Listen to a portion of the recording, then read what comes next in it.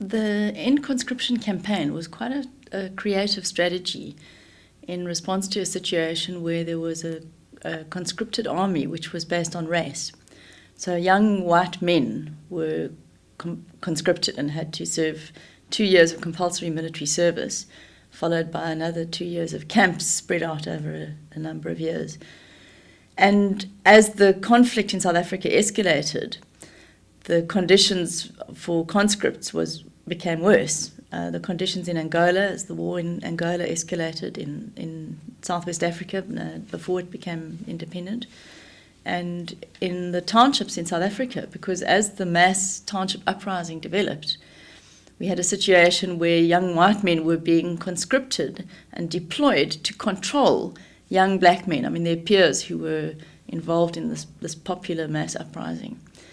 So what we identified as the focal point for this campaign, was an end to the whole system of conscription, which was so clearly unjust and based on race, on discriminatory policies. And we couldn't legally call on people not to serve.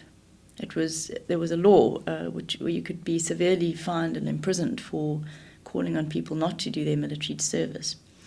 So we focused on the actual system of conscription and saw this strategically as something which was broad-based enough. It could draw in everybody from religious people concerned, whether coming from a pacifist or a just war perspective, women's groups, women who didn't want their children to go to war, the young men themselves, the conscripts who were directly affected.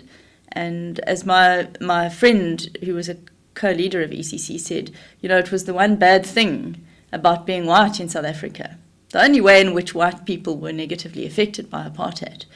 Because in all other respects, of course, it was a privileged position to be in. But the price that you paid for that privilege was serving in the military. So the kind of tactics we used was to, firstly, to appeal to conscripts by saying that you have rights, that you have choices. We are not against you. We are saying that you should demand a choice and you should exercise your freedom of conscience. And these are the ways in which you can do this. So offering information and support to them. If people chose to become an objector, which was a very, very serious decision to take at that point, it involved 6 years in prison. The End Conscription Campaign would give support to that objector and provide legal and moral support and solidarity and so on for people engaged in those individual campaigns. But we didn't see the End Conscription Campaign as essentially around supporting particular brave individuals, although we did that as part of our work. It was a much more broad-based approach which relied on reducing the legitimacy of the military and of the apartheid government and undermining that military through challenging its legitimacy and making conscripts think about whether what they were doing was really in the national interest, and highlighting that they were engaged in a civil war, effectively, that they were engaged in proxy wars in Namibia and Angola, which South Africa had to get out of, that it wasn't in their interests. It wasn't in the interests of the future of the country to engage in that kind of race-based warfare.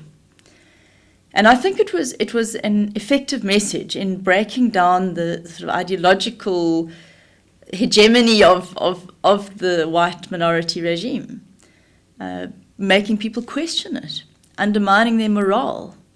In the same way that draft resistance movement in the United States worked against the Vietnam War and the United States' involvement in the Vietnam War.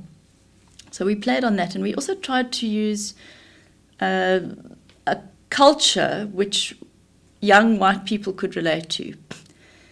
So that was important. Like Afrikaans rock music and satire and creative media. But at the same time, we worked closely with township organisations, with the youth organisations, for example, showing through our Working for a Just Peace campaign that we could go into the townships unarmed, build a non-racial future society. So it was one of these projects which was imagining the future in practice in our daily lives. While there was a violent conflict raging around the country, we as young white people could go into the townships, work together with township youth in building a creche or renovating a creche, while military vehicles with soldiers were driving up and down and saying, "What are you doing here? How can you be here? You're in danger of your lives." And we said, "Look, we're not in danger. We're working together with people here. You're the ones who are creating the danger by coming in here in armoured vehicles with machine guns and so on." And so I think that kind of tactic had quite a big impact.